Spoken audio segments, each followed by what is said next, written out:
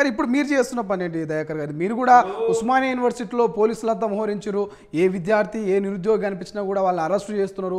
వారి మీద లకారంతో కూడా వాళ్ళని తిడుతున్నటువంటి పరిస్థితి మనం నిన్న మొన్న విజువల్స్ చూస్తున్నాం. అంటే మీకు వాళ్ళకి ఏంది తేడా? ఇప్పుడు ప్రభుత్వం ఎప్పుడు కూడా కొంతమంది అరాచక శక్తులు కొంతమంది ఏదైతే ఉన్నారో వాళ్ళని కొంత ఇది ఏ సామాన్యాన్ని ఇబ్బంది పెట్టేదా మీరు చూడండి. ఏ సామాన్యాన్ని ఎక్కడన్నా ఇబ్బంది పెట్టిందా? సామాన్య పౌరుడికి ఎక్కడన్నా అన్యాయం జరిగిందా మీరు చూడండి. ఇప్పుడు కొంతమంది రాజకీయం ముసుకేసుకొని ప్రభుత్వం పైన రాళ్ళేసి ముఖ్యమంత్రిని రోజులు తిడితే ఎందుకుంటుందండి? పోలీసు కూడా ప్రజలకు శాంతి భద్రత కోసమే కదా ఉంది. విపక్షాలను కొట్టడం కోసం ఉంటుందా? మీరు ఆలోచన చేయండి. వాళ్ళు చేసే భ్రమ. నిన్నగాక మనం ఒక వీడియోలో చూసిన ఈ బీఆర్ఎస్ నాయకులు పోయి పోలీసులు నెడుతుండ్రు. ఇక వాళ్ళే గిచ్చి పంచాయతీ పెట్టుకోవడం కోసం. చాలా పారదర్శకంగా ఈ ప్రభుత్వం ప్రజారాజ్యంగా అంటే ప్రజాప్రభుత్వం లాగానే వ్యవహరిస్తూ ఉంది. మీరు చూడండి, నిన్న నేను గౌడ కాటమయ్య రక్షణ దానికి పోయాను. ఓ మీటింగ్లో మహిళలందరూ లేచారు. లేచి వినతి పత్రాలు ఇవ్వబోతున్నారు. ముఖ్యమంత్రి గారు అక్కడి నుంచి ఆగండి అని పోలీసు వాళ్ళకి చెప్పిండు, మీరు వదిలేయండి అని. ఇవి మంత్రులు ఎమ్మెల్యేలు ఎంపీ గారు పోయి వాళ్ళ వినతి పత్రాలు తీసుకొని వచ్చారు. మరి గతంలో ఆ పరిస్థితి ఉండనా? అరే మనం కేసీఆర్ లాగా కాదు, మనం మనుషులమే, మనకు ముఖ్యమంత్రి అయినా మాత్రం నాకు కొమ్ములేని రాలే, పోయి మనలో వినతి పత్రాలు తీసుకోండి, ఆ మహిళలు ఎవరో కాయండి అని. గతంలో ఆ పరిస్థితి ఉండేనా?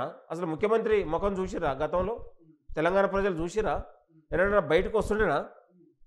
తెలంగాణలో మనము పాలన విషయంలో కానీ ప్రజల సమస్యల పరిష్కారంలో కానీ చాలా ముఖ్యమంత్రిని రోజు 100 మంది కలుస్తుంది, డిప్యూటీ సీఎం కలుస్తుంది, మంత్రులు కాదు. మీరు సెక్రటరీ పోతే ఒక జాతర ఉంటుంది. గతంలో ఎవడన్నా సెక్రటరీ పోయిండా? అసలు ప్రజాభవన్ పోయిరా? అసలు చూసిరా ఎట్లుంటుందో? కాబట్టి వీళ్ళంతా ఒక ప్రాపగండ చేస్తూ ఉన్నారు.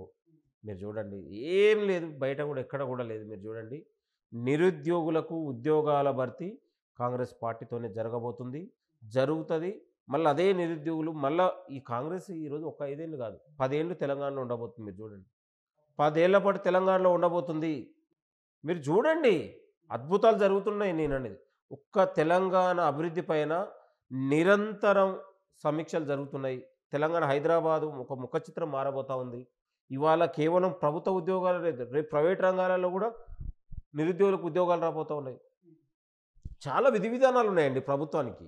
చాలా దూరదృష్టితో ఆలోచిస్తూ ఉంది. కానీ దయాకర్ గారు, ఒక ప్రశ్న ప్రధానంగా కేవలం ముఖ్యమంత్రి గారిని ప్రసన్నం చేసుకోవడం కోసము, లేకపోతే ఏదైనా పదవులు ఆశించి దయాకర్ ఇవాళ విద్యార్థి నాయకుల మీద నిరుద్యోగుల మీద బలిసి దీక్షలు చేస్తున్నారు, పెయిడ్ ఆర్టిస్టులు అనేటువంటి కామెంట్ చేస్తున్నారా? లేకపోతే ఎటువంటి స్వార్థం లేకుండా ఒక కాంగ్రెస్ పార్టీ నాయకుడిగా ఇవాళ ఇటువంటి మాటలు కామెంట్ చేస్తూ ఉన్నారా? నేను ఒక కాంగ్రెస్ నాయకుని, యూనివర్సిటీలో 10 ఏళ్ల పాటు బీఆర్ఎస్ మీద పోరాటం చేసినోని, కాంగ్రెస్ పార్టీ అధికార ప్రతినిధిని. ఇప్పుడు నాకు ప్రభుత్వం చేసే మంచి పనులు, ప్రభుత్వం చేసే పథకాలు, ప్రభుత్వం చేసే ఆలోచన నేను ప్రజలకైతే చెప్పాల్సిందే కదా, ఇంకా వేరే అయితే చెప్పొద్దు కదా. అదే చెప్తున్నాను, నిరుద్యోగులకు అదే చెప్తున్నాను. మీరు అధైర్యపడొద్దు, నమ్మొద్దు ఎవరిని కూడా అనేది నేను చెప్తా ఉన్నాను. కొంతమంది నేను ఏంటంటే నిరుద్యోగులనే కాదు, నిరుద్యోగం ముసుకేసుకున్న వాళ్ళు కొంతమంది దీన్ని ఒక ప్రాపగాండా, దీన్ని ఒక విష ప్రచారం చేస్తూ ఉన్నారు. వాళ్ళని కూడా మేము మాట్లాడాలి కదా. రోజు బీఆర్ఎస్ వాడు 10 ఏళ్ల కాలంలో ఇదే నిరుద్యోగుల్ని హింస పెట్టి అరెస్ట్ చేసి జైళ్ళలో పెట్టి ఉద్యోగాల కోసం, నోటిఫికేషన్ల కోసం, ఇవాళ ప్రభుత్వం ఉద్యోగాలు ఇస్తుంటే రాయొద్దని బీఆర్ఎస్ నాయకులు లొల్లి చేస్తుంటే, ఆ రోజు ఉద్యోగాలు ఇవ్వండి మేము రాస్తామని లొల్లి పెట్టినాం. నోటిఫికేషన్ల కోసం కదా మేము పోరాటం చేసింది. అదే నోటిఫికేషన్లు అడిగితే లాఠీచార్జ్ చేశారు. ఇలా ఉద్యోగాలు ఇస్తూ ఉంటే మీరు రాయండి అంటే కూడా వాళ్ళు అడ్డుకుంటారు. లేదు లేదు, వీళ్ళు రాయడానికి వీల్లేదు, మీరు రాయొద్దని వాళ్ళని రెచ్చగొట్టే ప్రయత్నం చేస్తారు. బీఆర్ఎస్ రోజు పొద్దున్న లేచి వాళ్ళ పత్రిక ఉంటుంది, ఇక కథనాలు పెద్ద పలకేస్తాడు. ఇక రోజు ముఖ్యమంత్రిని తిట్టడమే ఇక ఆ నమస్తే తెలంగాణ పత్రిక. ఏందండి, వాస్తవాలు రాయాలి కదా. నేను అంటున్నా, మిగతా పత్రికలు కావు, ఈయనదే పత్రికనా? ఏం పత్రిక అది? పత్రిక ఎవడన్నా చూస్తాడా ఆ పత్రికని? రోజు కేసీఆర్ బొమ్మ వేసి 10 ఏళ్ల కాలంలో ఆ కేసీఆర్ ముఖం చూసి ప్రజలకు విరక్తి కలిగింది. కాబట్టి వాళ్ళు కాంగ్రెస్ని తిట్టడమే, ముఖ్యమంత్రిని తిట్టడమే.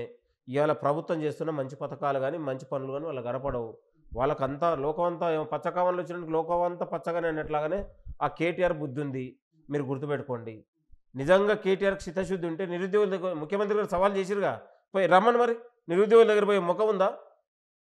ముఖం లేకనే ట్విట్టర్లో పెట్టుకొని ముఖం చూపిస్తుండు. ఆయనకే ఉందండి, నాకు అర్థంగా. ఫస్ట్ కేటీఆర్ అనేటోడు ఆత్మవిమర్శ చేసుకోవాలి. నువ్వు ఏం చేసినావు ఉద్యోగాల కోసం, నిరుద్యోగుల కోసం ఏం చేసినావు 10 ఏళ్ల కాలంలో? ఆత్మవిమర్శ చేసుకో ఫస్ట్. ఇలా కాంగ్రెస్ 6 నెలలు, నీ 10 ఏళ్ల కాలంలో నిరుద్యోగులు ఎంత పేషెన్స్గా గురయ్యారు. ఇప్పుడు 6 నెలలకి ఎందుకు అంత ఇబ్బంది? ఇన్ని వేల ఉద్యోగాలు ఇస్తూ ఉంది. రేపు భవిష్యత్తులో కూడా జాబ్ క్యాలెండర్ అంటా ఉన్నాం. జాబ్ క్యాలెండర్తో ఒకటేసారి 20 నుంచి 30 వేల ఉద్యోగాలు భర్తీ కాబోతా ఉన్నాయి. ఇంకా అంతకంటే ఇంకేముంటుందండి? నేను అంటున్నా, చాలా చిత్తశుద్ధితో ఉంది ప్రభుత్వం. మీరు అంత ఆషామాషి కాదు, మీరు గుర్తుపెట్టుకోండి.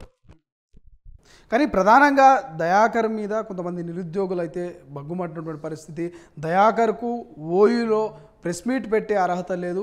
ఒకవేళ ప్రెస్ మీట్ పెట్టినా నిరుద్యోగుల్ని పేడ్ ఆర్టిస్టులను తిట్టినా మేము చెప్పుతో కొడతామనేటువంటి కామెంట్స్ చేస్తున్నారు, బగ్గుమంటున్నారు. దీనికి ఏం సమాధానం చెప్తారు దయాకర్? కొంతమంది చీకట్లో పోయి చేయలేపుతుంటారు. కొంతమందితో లీడర్లు కావాలని ఆశ ఉంటుంది. వాళ్ళు కొంతమంది తిరిగితే లీడర్లు అవుతాం అనుకుంటారు జనరల్గా. నిజంగా చదివే నేను అట్లా అనుకుంటే రోజు యూనివర్సిటీలో రోజు ప్రోగ్రాంలు చేస్తాం. రేపు కూడా చేయబోతాం. మీరు చూడండి, ఎవరు ప్రెస్ మీట్ పెట్టినా ఎవరు అడ్డుకుంటారు ఏంది అనేది రేపు కనపడుతుంది. నిరుద్యోగులకు జవాబుదారీగా ఉన్నాం. ఎక్కడికైనా రావడానికి నేను సిద్ధం. ఇదే ముఖ్యమంత్రి గారు ప్రభుత్వం ఉన్నటువంటి ఆలోచనే తీసుకుపోతే ఎక్కడికైనా వాళ్ళు రాళ్ళేసిన పడడానికి సిద్ధమే, పూలేసిన పడడానికి సిద్ధమే. మీరు గుర్తుపెట్టి, కొంత బాధ ఉంది, కొంత ఆందోళన ఉంది వాళ్ళ విషయంలో. అందరికీ కొన్ని విషయాలు, కొన్ని ప్రభుత్వాలు కొన్ని నిర్ణయం తీసుకున్నప్పుడు కొందరికి చదివే విద్యార్థులకేమో ఉత్సాహం ఉంటుంది, చదవని వాళ్ళకు కాస్త సబ్జెక్టు వెనుకబడిన వాళ్ళకేమో కాస్త ఆందోళనకు గురవుతుంటారు. మాకు కూడా అవకాశం ఇస్తే మేము చదువుకోండి. కానీ ఎవరి చదివిన 11,000 మందికి అయితే నిరుద్యోగులు అయితే లబ్ధిదారులు కాబోతూ ఉన్నారు. అవకాశం రాబోతూ ఉందిగా. 11,000 మంది అయితే ఉద్యోగులు అయితే కాబోతున్నారు కదా. దాన్ని స్వాగతించాలి కదా. మీరు గుర్తుపెట్టుకో, ఎక్కడికైనా పోవడానికి సిద్ధమండి. ప్రభుత్వ ఆలోచన తీసుకుపోతా, ముఖ్యమంత్రి గారు ఏది చెప్తే అది తీసుకుపోతా. ముఖ్యమంత్రి గారు ఇది చేస్తారు, కాంగ్రెస్ ఇది చేస్తుంది. మా పనే ఇది. మీరు గుర్తుపెట్టుకోండి. ఈ 5 ఏళ్ళు ప్రభుత్వం కోసం సైనికులా పనిచేస్తాం. ఎక్కడ ఏ సమస్య ఉంటే ఆ సమస్య దగ్గర పోతాం, తీసుకుపోయి మళ్ళీ కాకిలా కబురు చేస్తాం. మాలాంటి వాళ్ళు ఇప్పుడు మేము కాంగ్రెస్ పార్టీ కార్యకర్తలం. ప్రభుత్వం అభివృద్ధి చేసే ప్రతి పనిని ప్రజలకు వారధిగా తీసుకుపోతాం, చెప్తాం మా ధర్మం. మీరు 10 ఏళ్ల కాలంలో యూనివర్సిటీలో ఎన్ని పోరాటాలు చేసినాము బీఆర్ఎస్ మీద. కొంతమంది మాట్లాడుతూ ఉన్నారు, వాటిని మేము పట్టించుకోము. నిరుద్యోగులు ఎక్కడ కూడా ఆందోళన చెందాల్సిన అవసరం లేదు. ఇవాళ స్వయంగా నిన్న ముఖ్యమంత్రి గారే చెప్పారు, మీకు ఏ సమస్య ఉన్నా, ఏ విజ్ఞప్తి ఉన్నా మీరు రండి, విజ్ఞప్తులు ఇవ్వండి. మీ యొక్క ఏ వినతి పత్రాలు ఇచ్చినా ముఖ్యమంత్రి దగ్గర చేరుతాయి. మీరు ఎక్కడ ఇచ్చినా. ఇవాళ కాంగ్రెస్ ప్రభుత్వం ఇట్లా చేయి పెడితే చేతికి అందుతుంది. ముఖ్యమంత్రి గారు కలుస్తారు, మంత్రులు కలుస్తారు, ఎవరైనా అందుబాటులో ఉంటారు, ఎవరైనా కలవచ్చు. ఓకే. సో మీరు చివరగా నిన్న మొన్న నిరుద్యోగుల అంశాల గురించి ముఖ్యమంత్రి గారిని కలిస్తే ఆయన ఏం డిస్కస్ చేశారు మీతోటి? ముఖ్యమంత్రి గారు చాలా విధి విధానాలు ఉన్నాయి, చాలా దూరదృష్టితో ఆలోచిస్తూ ఉన్నారు. ఆయనకు నిరుద్యోగుల పట్ల, నిరుద్యోగుల జీవితాల పట్ల, దుర్భరమైన జీవితాలు ఎట్లా అనుభవించారు, వాళ్ళు ఎక్కడి నుంచి పైసలు తెచ్చుకొని ఎంత ఇబ్బంది పడ్డరు అనే విషయం ఆయన కళ్ళారా చూసినాడు కాబట్టి ఇలా చెప్తా ఉన్నాడు. నేను అంటా ఉన్నాను, తెలంగాణలో ప్రతి ఖాళీలను భర్తీ చేయడానికి ఆయన జాబ్ క్యాలెండర్నే ఎంచుకున్నాడు. జాబ్ క్యాలెండర్ ద్వారా భర్తీ చేయాలనేది ఆయన ప్రధానమైన లక్ష్యం ముఖ్యమంత్రి గారిది. ఇప్పుడు ఇవన్నీ పాత నోటిఫికేషన్లు గ్రూప్ 1 కానీ, గ్రూప్ 2 కానీ, డిఎస్సి కానీ, ఇవి డిసెంబర్ వరకు మొత్తం కంప్లీట్ చేసేసి డిసెంబర్ నుంచి జనవరి కొత్త సంవత్సరంలో కొత్త ఉద్యోగాలాగా, కొత్త సంవత్సరంలో నిరుద్యోగులకు ఒక నూతన ఒరవడితోని, నూతన ఉత్సాహంతోని, ఒక నూతన ఆలోచనతోని ముందుకెళ్తా ఉంది. ఆ నూతన ఒరవడిలో నిరుద్యోగులందరూ కూడా సాగాలని కోరుతున్నాను. అసలైన తొలి వెలుగు. ఫాలో వాట్సాప్ @తొలి వెలుగు official.